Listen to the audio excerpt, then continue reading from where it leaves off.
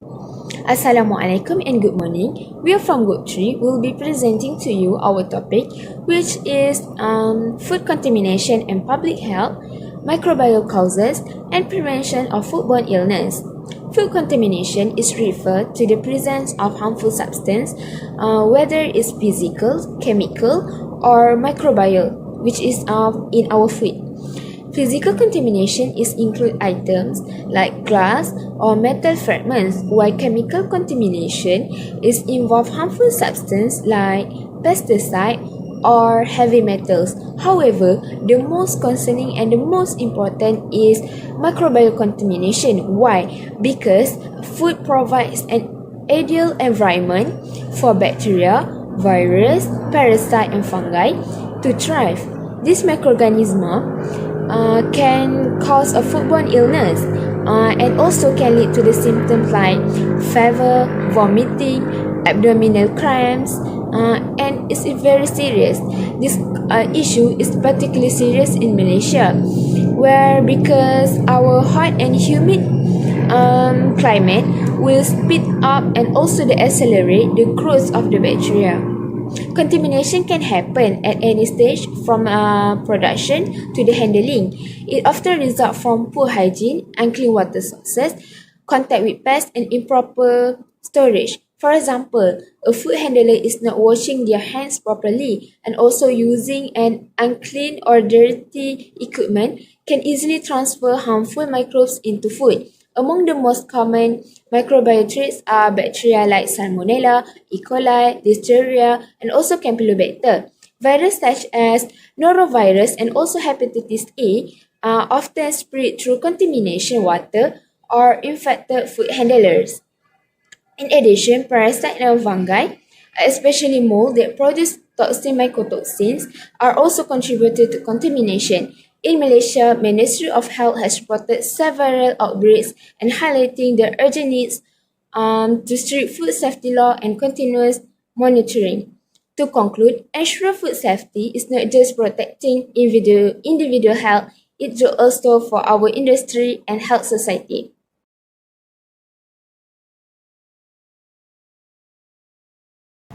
Okay, so in this current issues part, I'm gonna talk about what are common microbial causes of foodborne illnesses. So, by looking into some of the main microbes that cause foodborne illnesses, we can better understand just how serious and widespread this issue really is. So, one of the most common bacterial foodborne illness causes in the globe is first Salmonella. Salmonella is commonly associated with raw or undercooked poultry, eggs, and unpasteurized dairy products. So once ingested, Salmonella can cause salmonellosis, which is a condition characterized by diarrhea, fever, abdominal cramps, and vomiting. Symptoms of Salmonella normally manifest 6 to 72 hours after exposure and can persist for up to a week. So most healthy people recover on their own, but those with a compromised immune system, the elderly, and young children can get serious infections that could cause bloodstream infection or dehydration. Okay, so because Salmonella can survive in so many different conditions, it's not surprising that we often hear about outbreak caused by Salmonella.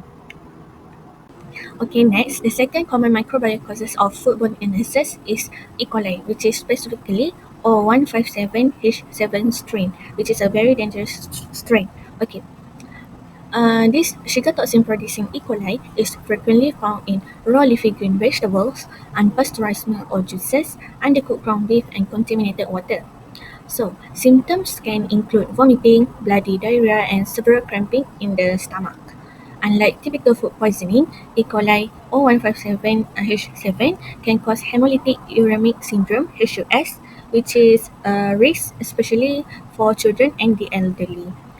So, what are the symptoms of HUS? Is kidney failure, a low red blood cell count, and damage to the blood vessel lining.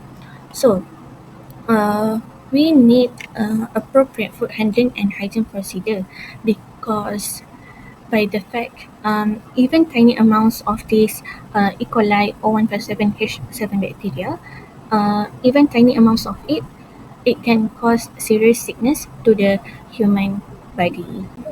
Okay, the third one is Listeria monocytogenes. Listeria monocytogenes usually found in deli meats, soft cheeses, and ready-to-eat foods. So, Listeria can develop at refrigeration temperature, which is make it challenging to control in foods that are kept in cold storage, which is one of the most concerning characteristics.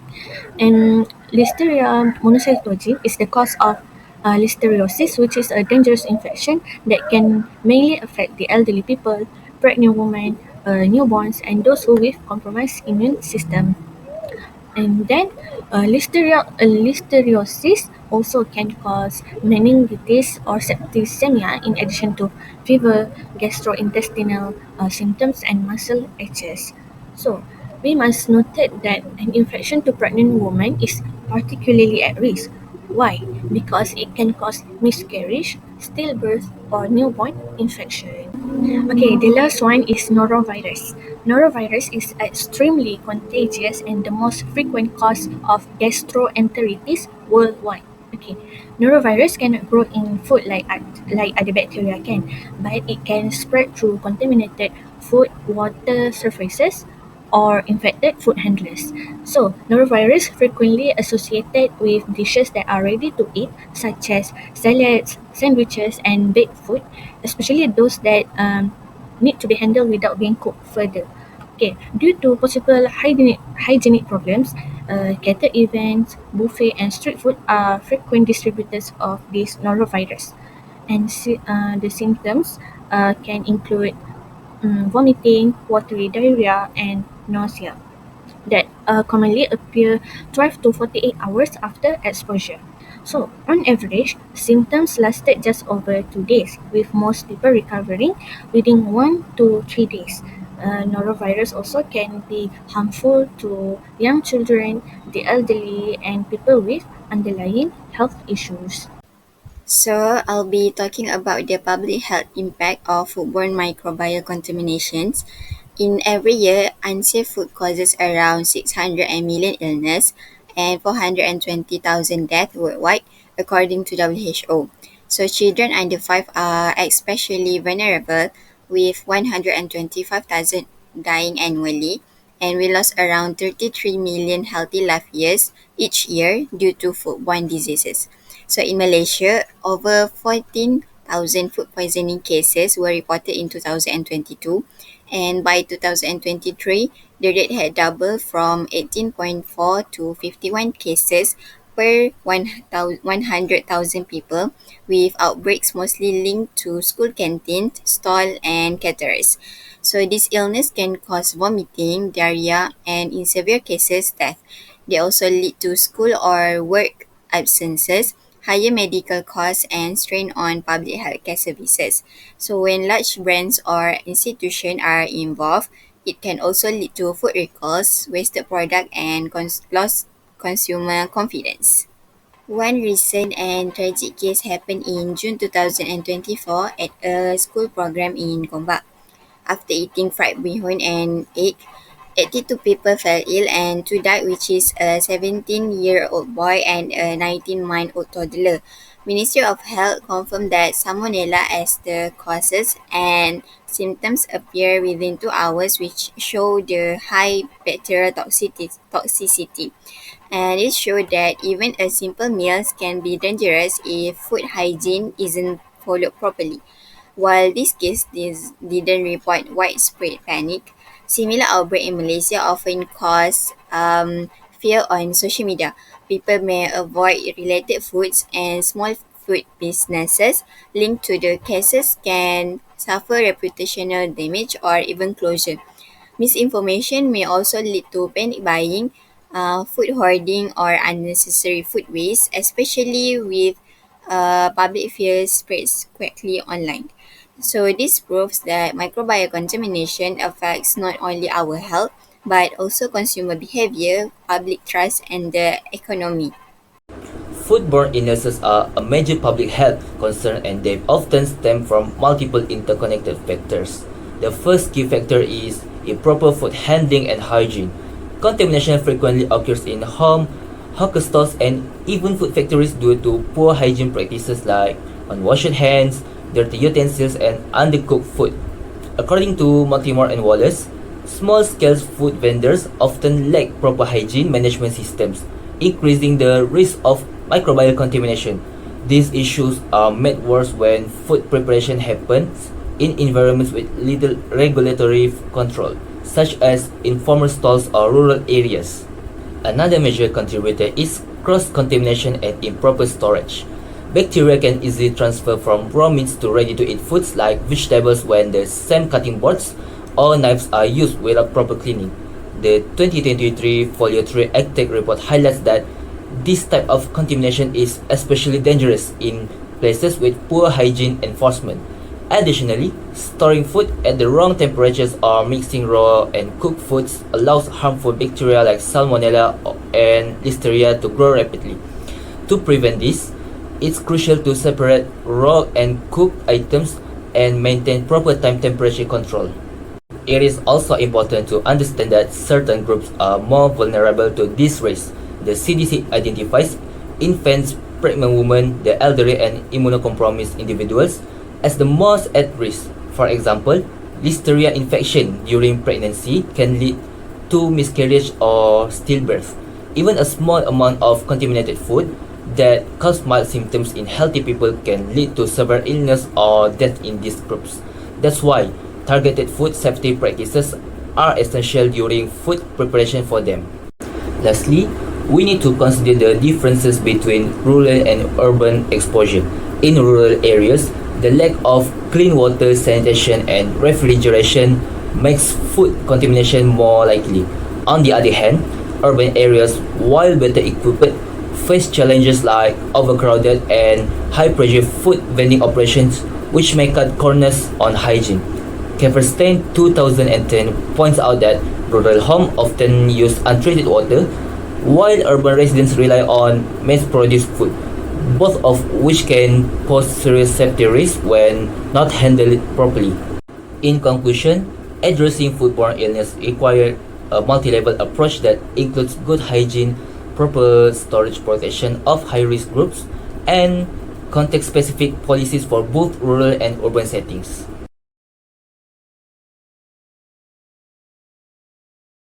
Food contaminated with harmful microorganisms can cause serious illness, even death. That's why food companies must take proper steps during production to reduce microbial risks. One common method is freezing. When food is kept at 0 degree Fahrenheit or negative 18 degrees Celsius is safe because freezing inhibits the growth of germs. It doesn't kill all microorganisms but puts them in a dormant state, helping to preserve food longer. However, freezing doesn't mean food stays fresh forever. Over time, the texture, color, and flavor of frozen food can change. This is because natural enzymes still slowly affect the food. So, the industry shouldn't label frozen food as having an indefinite shelf life. To ensure quality, food should be stored at negative 18 degrees Celsius or lower. If the freezer temperature goes above that, the storage time becomes shorter. That's why using a thermometer inside freezers is important. Aside from freezing, cleanliness during production, processing, and packaging plays a huge role in preventing contamination. This includes following good manufacturing practices, GMPs, and HACCP, ensuring proper sanitation, giving employee training, using personal protective equipment like gloves, caps, and gowns, use a correct equipment throughout the process, and doing regular cleaning during work shifts. Some companies even use clean rooms or controlled environments to reduce airborne particles and bacteria. It's not always required, but those who use them benefit from lower contamination risks. Also, the design of the facility and equipment matters. The equipment should be cleaned often, used only for specific tasks, and kept in proper areas. Facilities should have good drainage, air circulation, and easy access for cleaning. Separating raw and cooked areas also helps prevent cross-contamination. In the end, maintaining food safety is all about good hygiene practices, proper training, and ongoing improvements. Hygiene teams play a big role in making sure every part of the process meets the standard. So now let's move on to the solution. The first solution, the Ministry of Health Malaysia has implemented regulations and monitoring programs to protect the public from foodborne illness caused by microbial contamination. One key initiative is Makanan Selamat Tanggungjawab Industri (MESTI), which encourages SMEs to adopt basic food safety system focusing on hygiene, traceability, and hazard control. Malaysia also promotes food safety management system like HACCP and GMP, which use a systematic preventive approach during food production and processing. The Halal Assurance System ensures compliance with Islamic dietary laws while enforcing strict food safety and hygiene standards. The MOH, through its Food Safety and Quality Division, carries out inspections on food premises such as restaurants, hawker stalls, and factories to ensure compliance with food hygiene regulations. Food handlers are required to undergo formal hygiene training and obtain license before working in the industry. The MOH also oversees certification programs like HACCP and MESTI and operates a national foodborne disease surveillance system that helps detect outbreaks, trace contamination sources, and take actions such as recalls or closures. Malaysia works with global bodies like Infosan and WHO to address food safety issues related to imported food. Despite these measures, challenges remain. The rapid growth of food businesses, especially informal vendors, stretches inspection resources, while small operators may struggle to meet strict standards. Complex food supply chains and emerging threats like climate change also complicated monitoring efforts. Therefore, ongoing improvement in technology, capacity building, and public awareness are vital to strengthen food safety in Malaysia. Hi everyone! In this short presentation, I will be showing some simple but important ways we as consumers can help prevent foodborne illness at home. First, let's talk about hygiene. Washing hands properly with soap for at least 20 seconds, especially before and after handling raw food, because it's one of the easiest ways to stop bacteria from spreading. It is also important to clean kitchen tools and surfaces regularly and avoid using the same cutting board for raw meat and vegetables. Next is proper food storage. Keep your fridge below 4 degrees Celsius and your freezer at negative 18 degrees Celsius. Store leftovers in clean containers, label them with the date, and eat them within 2 to 3 days. Cooking food to the right temperature is also key. For example, chicken should reach at least 75 degrees Celsius. When reheating leftovers, make sure they are steaming hot. Another important point is to be aware of food expiry dates. Used by means it's no longer safe to eat after that date, while best before is about quality. If food smells bad, looks old, or feels slimy, immediately throw it out. Lastly, public awareness helps a lot. Campaigns by the Ministry of Health Malaysia KKM like Wash, Separate, Cook, Chill are great reminders. Schools and social media also play a big role in teaching us safe food practices. So, by staying informed and practicing these small steps daily, we can reduce the risk of foodborne illness and keep our families safe. Thank you.